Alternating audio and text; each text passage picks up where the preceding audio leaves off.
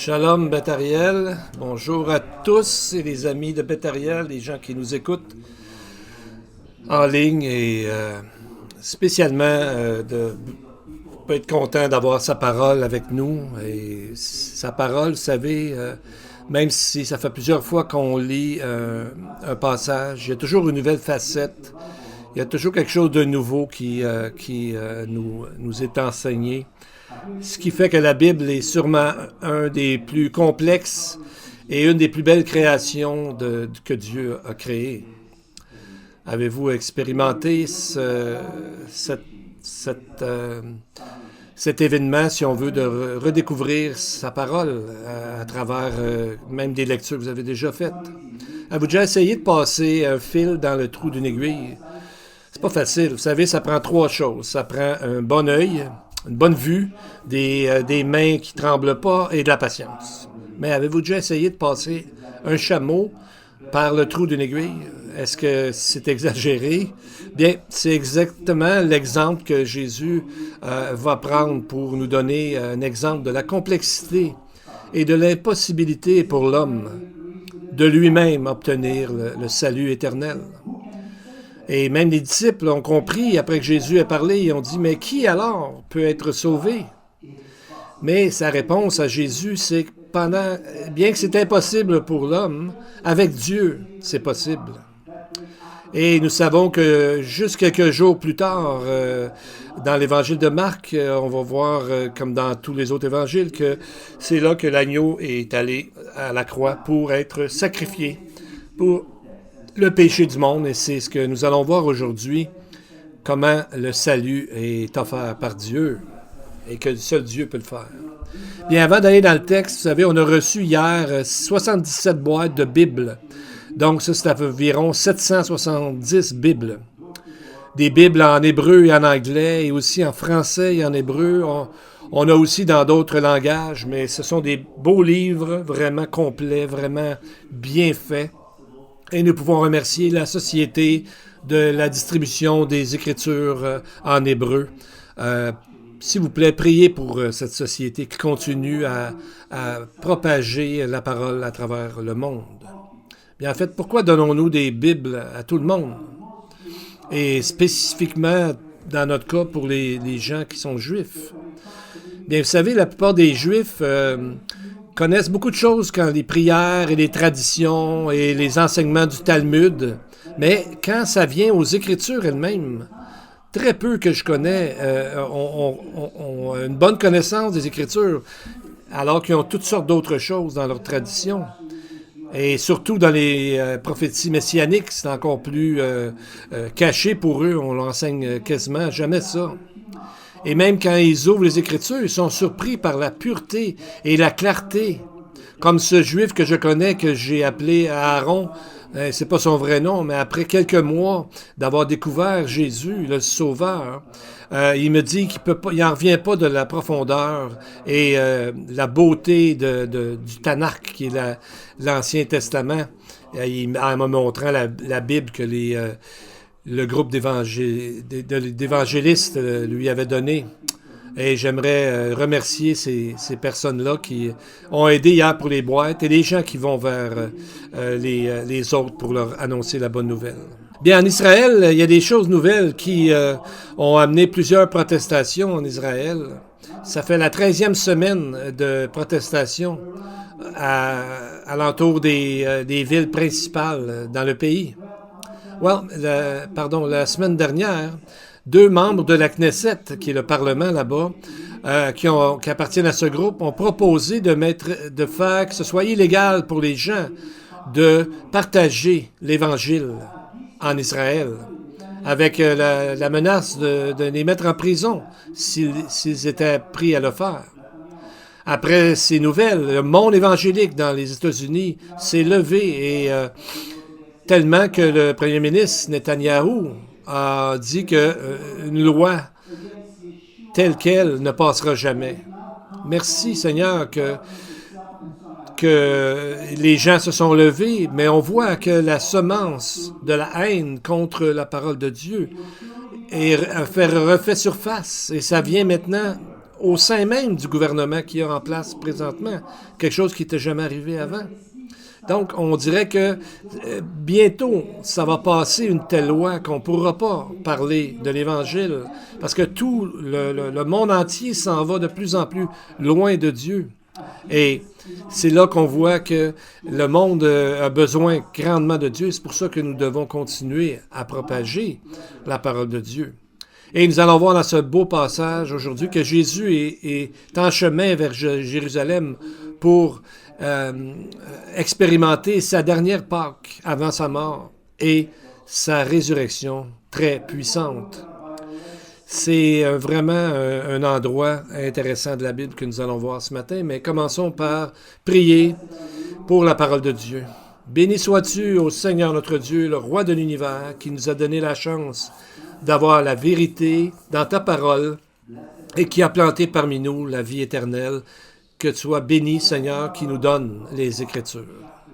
Alors, ouvrons nos Bibles dans le livre de Marc au chapitre 10, où nous allons voir la complexité dans le don du salut. C'est pas si simple que ce qu'on peut penser. Commençons par les versets 17-18, alors que Jésus reçoit la visite d'un jeune, qui était très, très riche. Versets 17-18.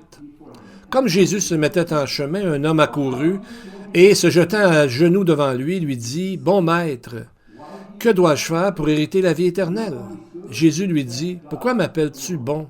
Il n'y a de bon que Dieu seul. » Bien, commençons par voir ce qui apparaît comme une contradiction. Avez-vous remarqué la réponse de Jésus? Lui, il appelle « bon maître ». Jésus répond « Il n'y a de bon que Dieu seul. » Est-ce que c'est une confession que Jésus est en train de dire « Je ne suis pas Dieu, je ne suis pas divin », comme plusieurs enseignent? Si seulement Dieu est bon, où est-ce qu'on place le Messie? Mais dans les conversations qu'on a vues et d'autres passages, on a vu qu'il est complètement divin en lisant les pensées des gens, en faisant des miracles que eux autres savaient que seulement Dieu peut faire. Il leur a même déclaré qu'il est le Dieu incarné. Et ça a fait que plusieurs ont voulu le lapider. Ils savaient de quoi il parlait.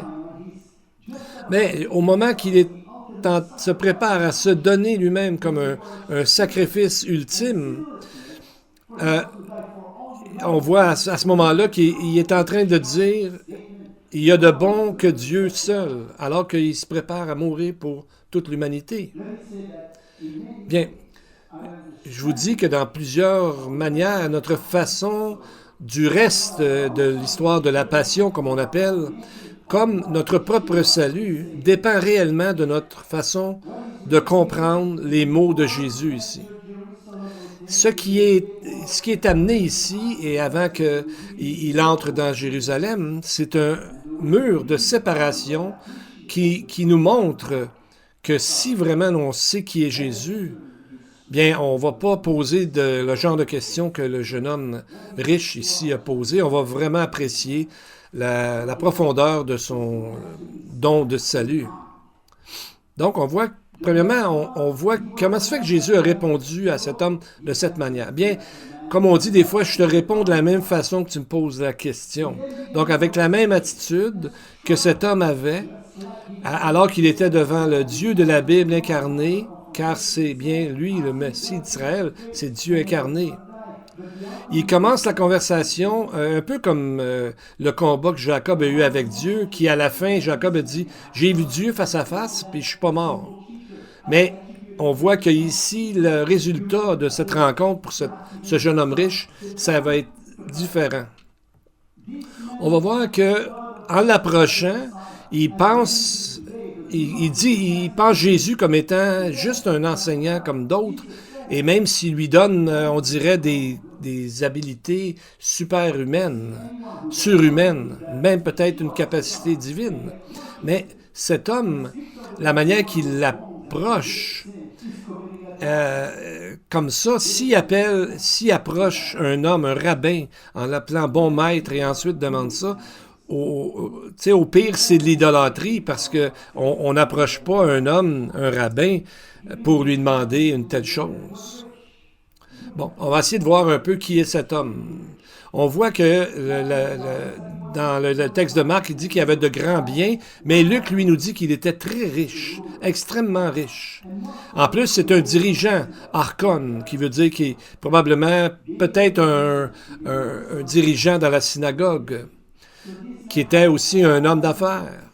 Donc, il donnait son temps aussi pour sa religion, mais c'était surtout un homme d'affaires. Et on voit sa question, il demande à Jésus, « Que dois-je faire pour hériter la vie éternelle? » Mais nous savons que, et les Juifs du temps aussi de Jésus, comme les disciples, savaient qu'il n'y a rien vraiment à faire pour obtenir le salut.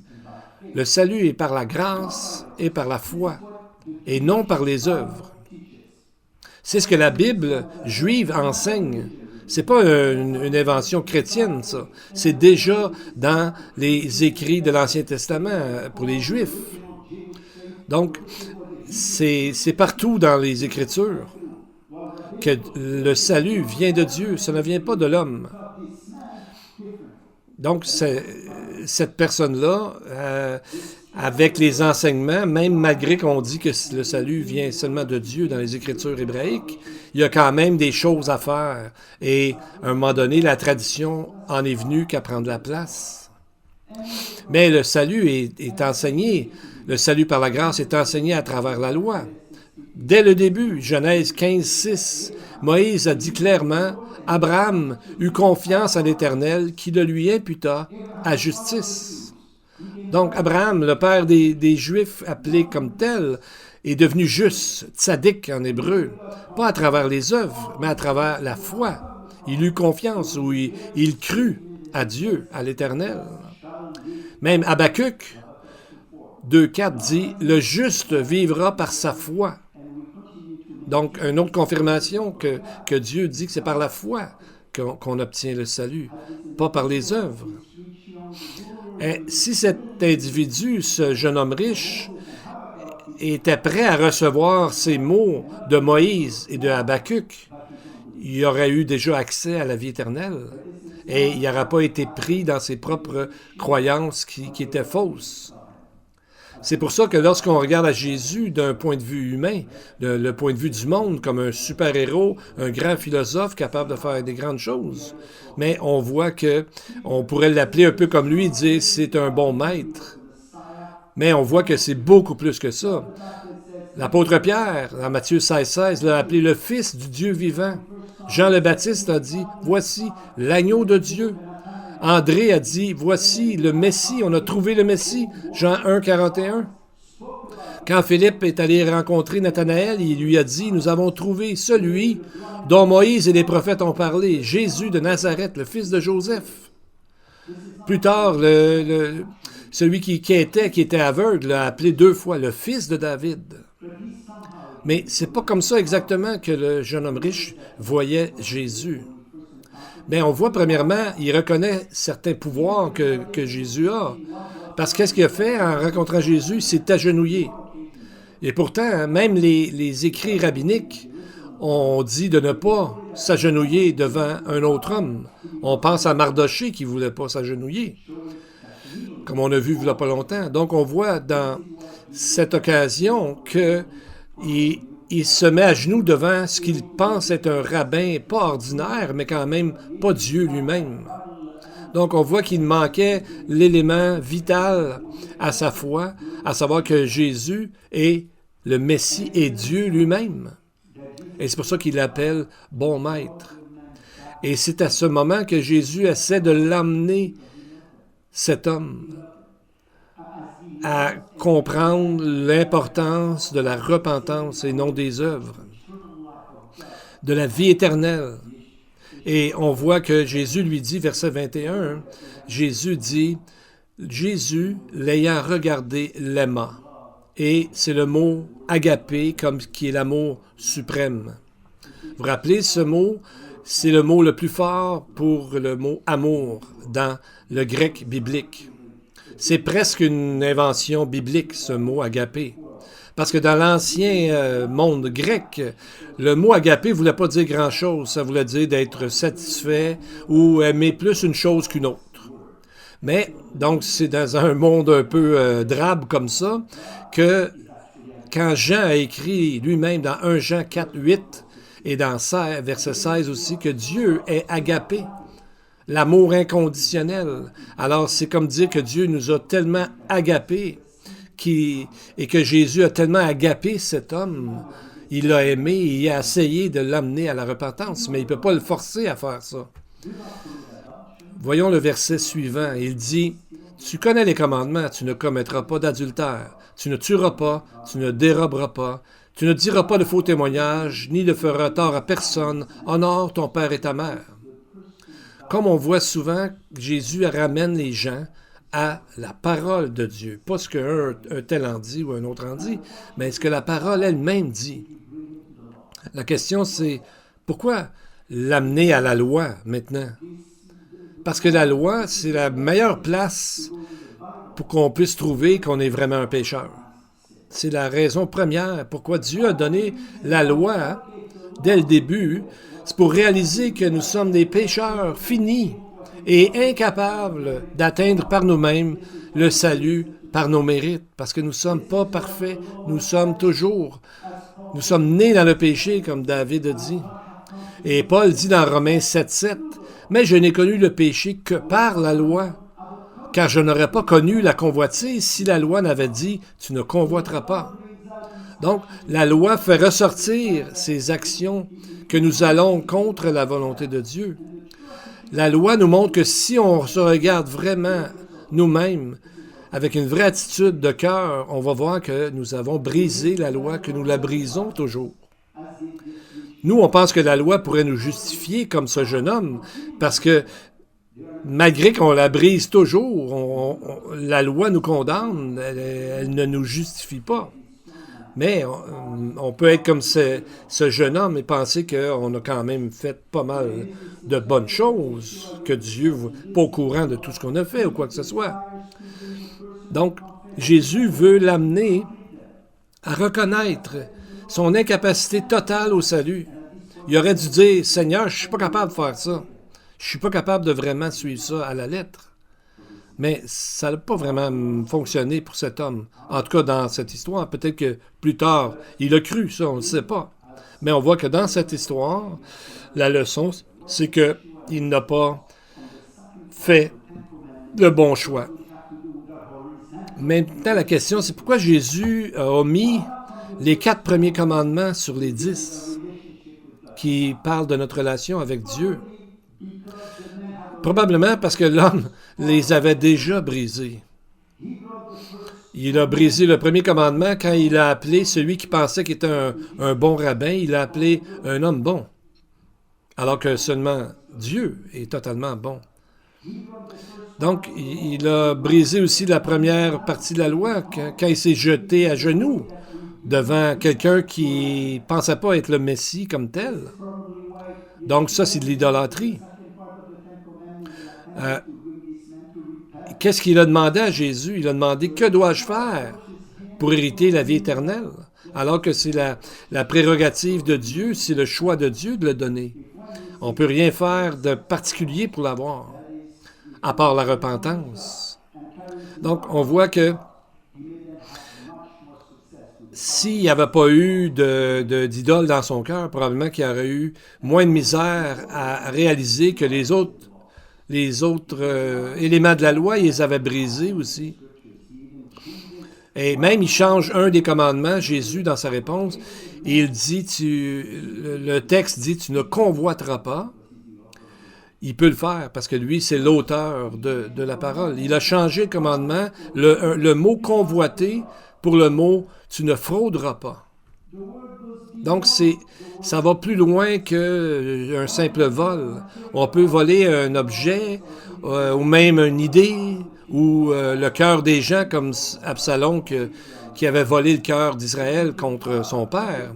Mais de frauder, ça a une connotation d'affaire. Et ça peut être probablement une des choses que l'homme avait fait tout le long de sa vie pour le fait qu'il soit riche. Ça ne veut pas dire que tous les riches ont fait ça. Mais dans le cas particulier, étant donné que Jésus lit dans les pensées, il savait que c'était une partie de son problème. Jacques a utilisé les mêmes mots lorsqu'il a dit de ne pas frauder les employés pour le salaire. Jacques 5,4, pardon. Paul a utilisé le même mot pour dire que les croyants ne devraient pas se faire emmener les autres en cours ils devraient s'entendre entre eux. Donc, c'est ce mot-là que Paul a utilisé, de frauder. Et la loi, il parle dans Exode 20:12, « Honore ton père et ta mère afin que tes jours se prolongent dans le pays que l'Éternel, ton Dieu, te donne. » Donc, c'est quelque chose que cet homme désirait. C'est pour ça qu'il a demandé à Jésus, « Que dois-je faire pour avoir la vie éternelle? » Et dans Exode, il est dit, si tu veux allonger ta vie, les jours de ta vie, bien, honore ton père et ta mère.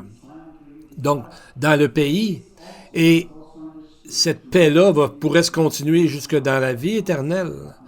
Il y a un rabbin dans le temps médiéval, Namanides, qui a dit « Nous aurons une vie heureuse dans ce monde et ces jours se continueront dans le monde à venir, qui lui est sans fin. » Donc, l'idée d'honorer son père et sa mère pour allonger nos jours dans le pays que nous vivons s'en va aussi dans la vie éternelle lorsqu'on met cet élément en application.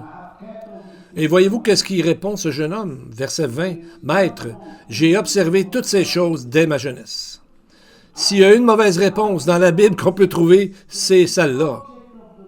Parce que l'objet de la loi, le but de la loi, c'est de montrer que nous sommes incapables de garder ces choses.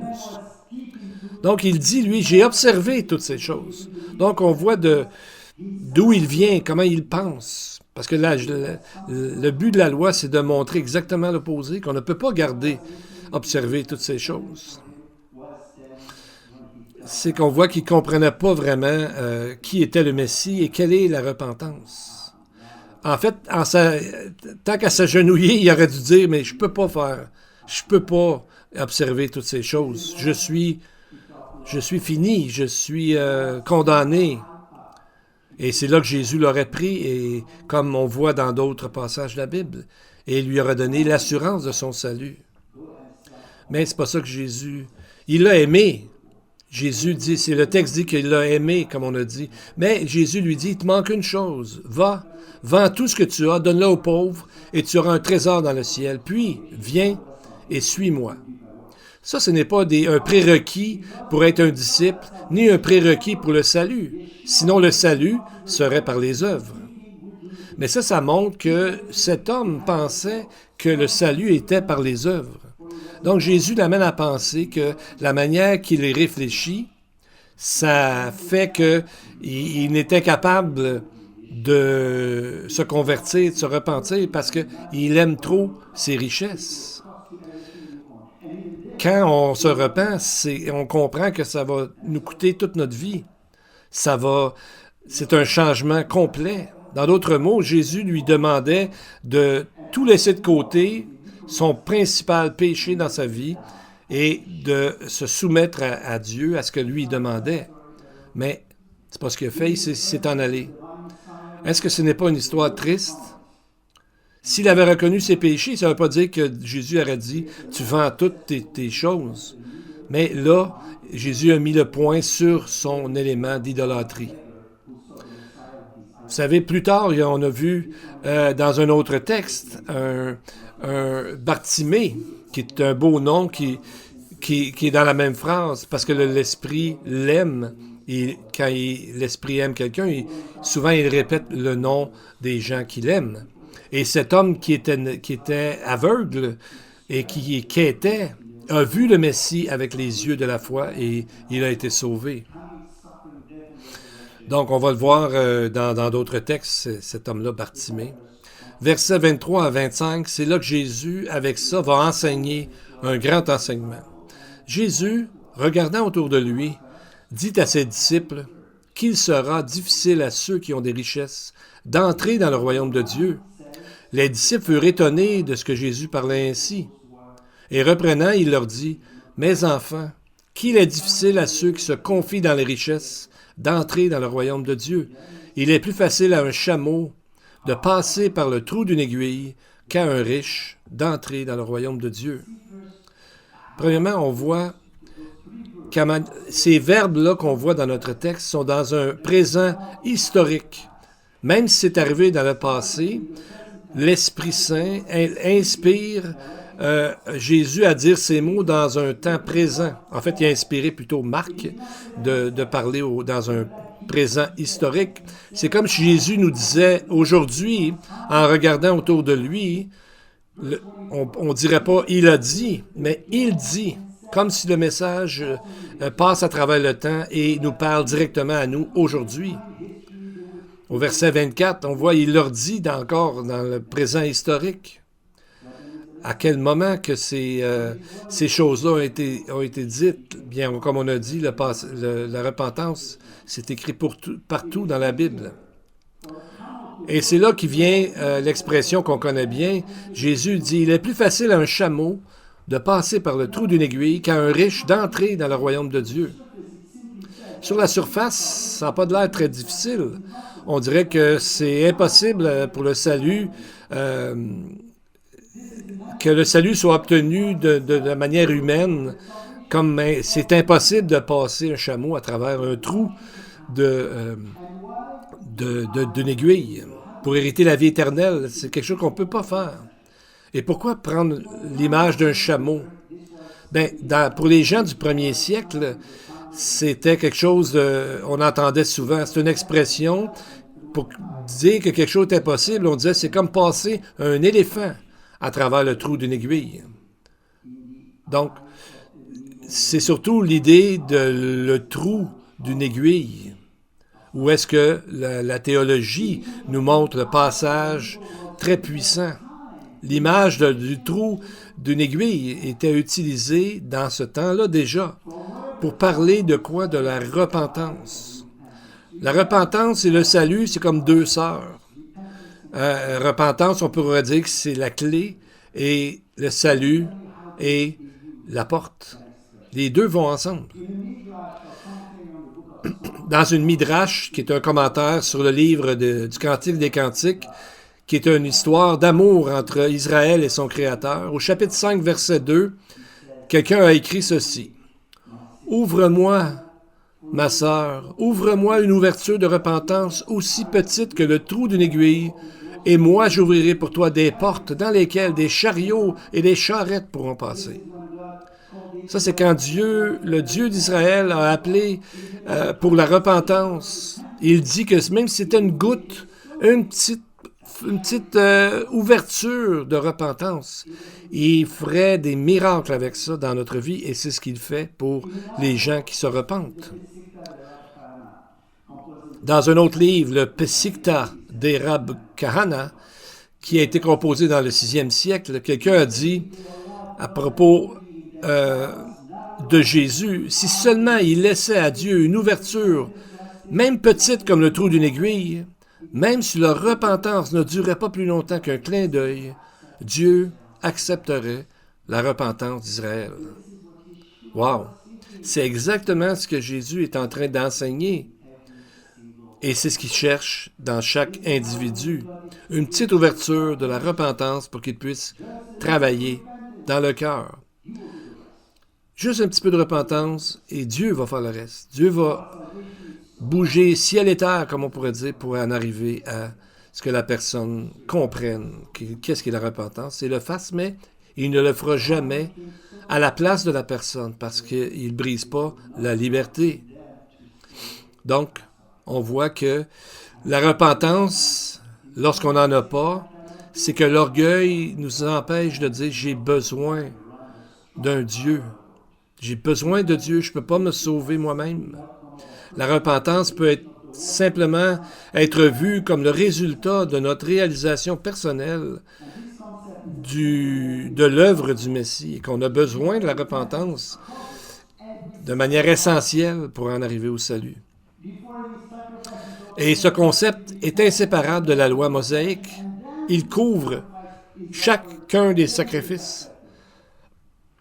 Avant que tout sacrifice soit offert, il doit y avoir une repentance et une confession. Et ensuite, le sacrifice est offert et accepté de la part de Dieu. Quand la personne amène le sacrifice, la personne doit réaliser sa culpabilité, qu'il a fait quelque chose de mal, et il doit arriver à le dire et à transférer par l'aide de l'Esprit Saint qui lui seul peut produire la repentance. Une fois que la repentance et la confession à Dieu est faite, c'est à ce moment-là que l'offrande de culpabilité doit être offerte, comme on a vu ce matin dans la paracha. Dans le cas du jeune homme, ces éléments n'étaient pas là. On voit dans le livre de Marc que Jésus a commencé comment? En disant « Repentez-vous, car le royaume des cieux est proche, ou s'est approché, ou est là. » Donc on voit que les premiers mots de Jésus, c'est par rapport au salut, c'est un appel à la repentance, de confesser nos péchés. David l'avait bien compris, Psaume 51, verset 17, il a dit « Les sacrifices qui sont agréables à Dieu, c'est un esprit brisé. Ô Dieu, tu ne dédaignes pas un cœur brisé et contrit. » On n'a pas vu ça dans le cas du jeune homme riche.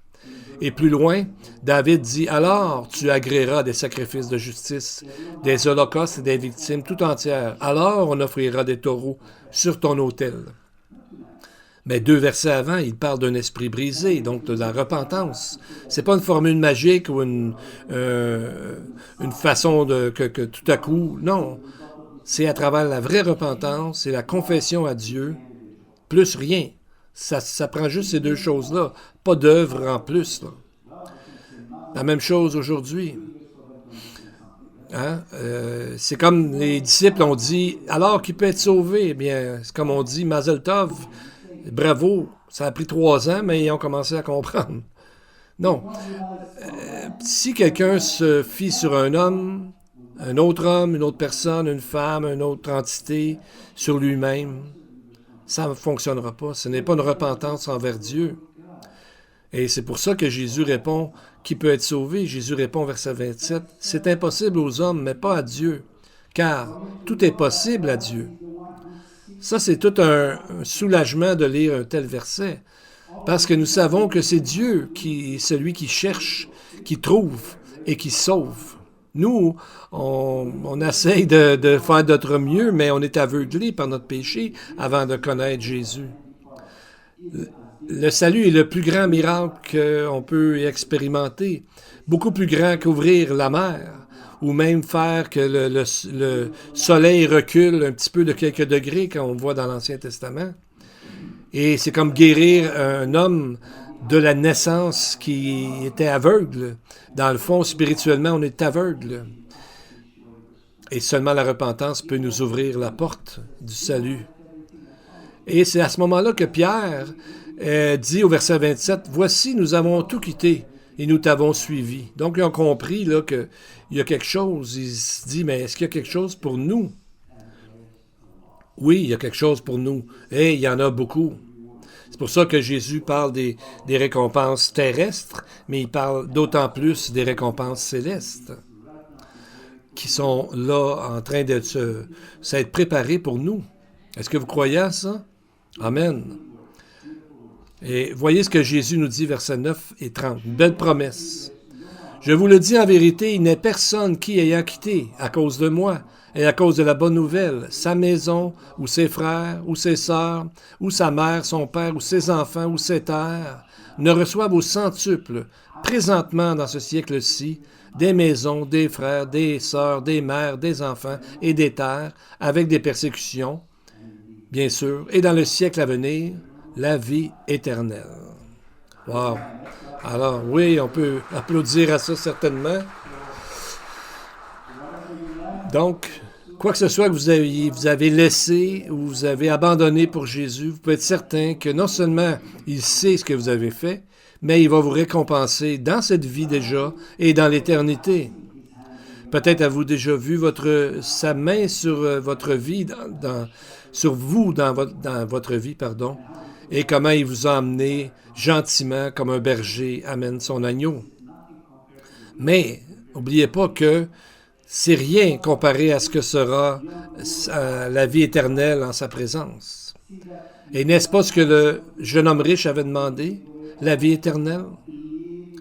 Donc, on voit qu'on n'a pas besoin d'aller à travers toute la loi, la connaître, et toutes les Écritures, et tout ça pour croire. Nous sommes appelés à reconnaître sa sainteté, donc se repentir, et c'est de cette façon, comme on a dit, que nous pouvons recevoir la vie éternelle.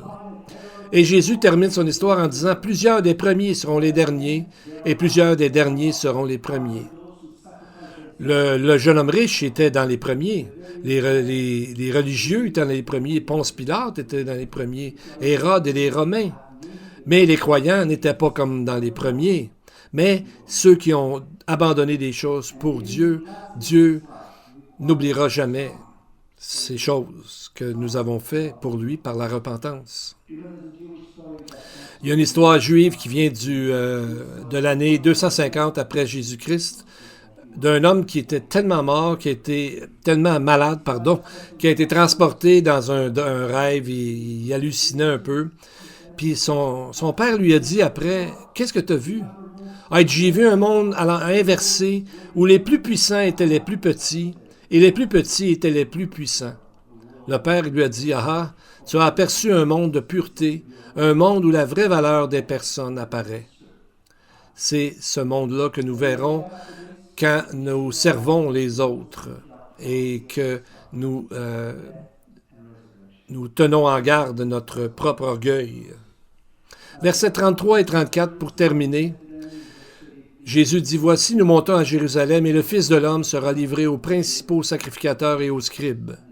Ils le condamneront à mort, et ils le livreront aux païens, qui se moqueront de lui, cracheront sur lui, le battront de verge et le feront mourir. Et, 3 jours après, il ressuscitera. » Alors, c'est une des plus détaillées des prophéties que Jésus a données sur sa souffrance, sa mort et sa résurrection. Donc, on voit que verset 33, il parle des principaux sacrificateurs et les scribes. Voyez-vous qu'il ne parle pas des pharisiens, parce que les principaux sacrificateurs, c'était les gens du temple, et les scribes, et c'est eux qui l'ont surtout trahi et donné. Et on voit qu'il dit ensuite, au verset 33, « Ils le condamneront à mort, et ils le livreront aux païens. » Donc, c'est qui les païens? C'est les Romains. Dans ce moment-là, qui était en position de force, en position d'autorité. Et il dit qu'ils vont se moquer de lui, ils vont cracher sur lui, ils vont le battre et ils vont le faire mourir. Donc, ici, on voit que tout à coup, il amène une chose importante. Tout de suite après, dans la prochaine section, une femme qui était importante, c'est la mère de Jacques et Jean, des 2 fils de Zébédée, au verset 35. Donc, on va voir pourquoi cette information nous est donnée à ce moment-ci. Ils viennent voir Jésus et on voit au verset 37 ce qu'ils lui ont demandé. « Accorde-nous, lui dirent-ils, Jacques et Jean, d'être assis l'un à ta droite et l'autre à ta gauche, quand tu seras dans ta gloire. » Donc, c'est quelque chose qu'on a déjà vu, non? Ils ont déjà demandé ça juste avant. Et Jésus, qu'est-ce qu'il a dit? Pourquoi lui demander encore? En fait, ça ne vient pas vraiment d'eux cette fois-là, ça vient de leur mère, Madame Zébédée. En fait, dans Matthieu, on voit que c'est la mère qui vient directement à Jésus pour demander cette question. Et pourquoi une mère demanderait-elle? C'est sûr qu'une mère va demander que leurs fils soient les premiers en tout. Elle avait 2 fils. Donc, dans sa tête, un devrait être à gauche et l'autre devrait être à sa droite. Et les autres, bien, quels autres? Vous savez, parfois le cœur d'une mère, c'est ça. Elle pense à ses enfants bien avant les autres. On voit que Jésus, sa réponse est belle, très gentille. Il comprend le cœur d'une mère. C'est pour ça qu'on dit que les prières d'une mère sont puissantes. Parce que même si tu demandes quelque chose, elle ne sera pas choquée après toi. On voit que chaque mère pensait que son fils pouvait être celui qui serait le Messie. Même dans Genèse 4:1, quand Ève a accouché de Caïn, elle a dit littéralement « J'ai formé un homme, l'Éternel ». C'est souvent traduit avec l'aide de l'Éternel, mais dans l'hébreu, il n'y a pas de avec l'aide de. Elle avait compris que Dieu avait dit que à travers elle viendrait le Messie. Alors la première fois, euh, elle a pensé que voici le Messie qu'elle vient d'avoir comme enfant. Elle n'a pas demandé qu'il soit assis à droite ou à gauche, mais elle a pensé que tout de suite le Messie arrivait. Et nous allons voir plus tard beaucoup d'autres choses dans le livre de Marc. Courbons nos têtes et prions. Father, we thank you for being our good shepherd. We thank you for leading us, loving us, even giving up your Son, the Messiah, so that we might be restored to an intimate, everlasting fellowship with you, our Creator. We've seen through the great words of Yeshua in the book of Mark how much you care for us, how you desire that each one of us stays in the eternal path. Teach us, Lord, to respond to the presence of your Holy Spirit with whom we are sealed. Teach us, Lord, to make ourselves ready for your guidance. And especially, Lord, teach us to love you, to love one another, so that we might become examples of your glory to others. And so today we ask that you fill our homes with your power and your participation, for we have offered to you our praises and our love. Heal those who are sick, comfort the weary, give us all the powerful joy from heaven, so that we may be the salt of the earth and bring light and blessing wherever we go. We pray in the name, above all names, the name of Yeshua. Amen and amen. And may the Lord bless you and keep you. The Lord makes his face shine upon you and be gracious to you. The Lord lift up his countenance upon you and give you peace. Amen and amen.